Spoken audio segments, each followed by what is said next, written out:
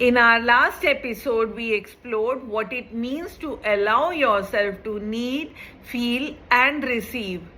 We discovered that healing is not just about giving love, it is also about allowing yourself to receive the love, care, and support you have always deserved.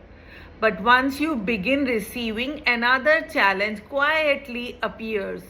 Can you protect your peace without feeling guilty?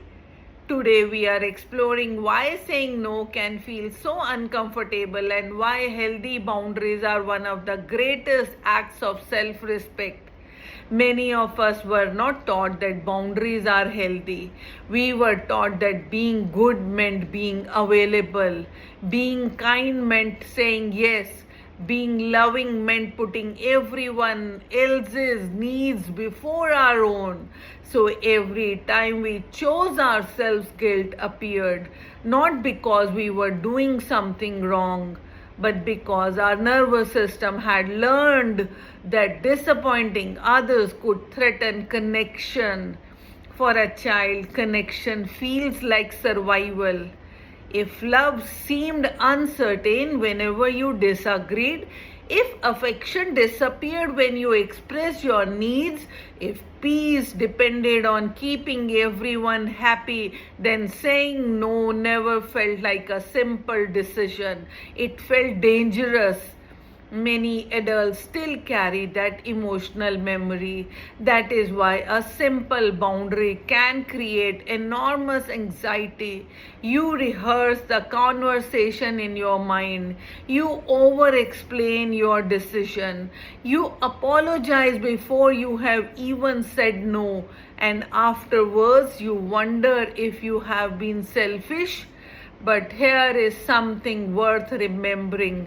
Guilt is not always proof that you are doing something wrong.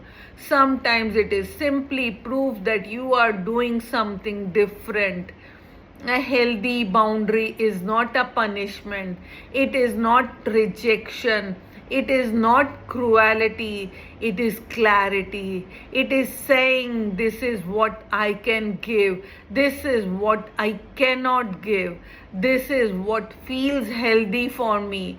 People who benefited from your lack of boundaries may not like your new ones. That does not mean your boundaries are wrong. It simply means the relationship is adjusting to a healthier balance.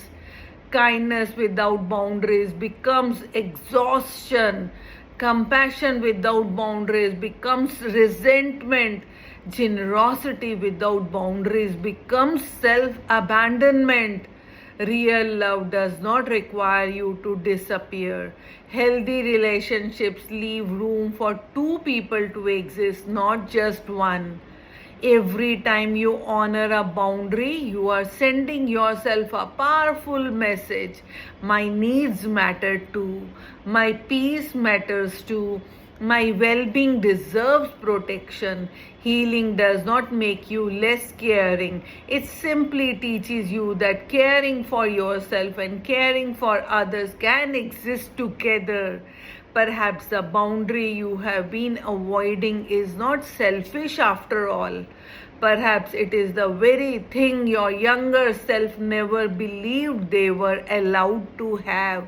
Permission to choose peace, permission to say no without apologizing for existing, permission to remain kind without abandoning yourself.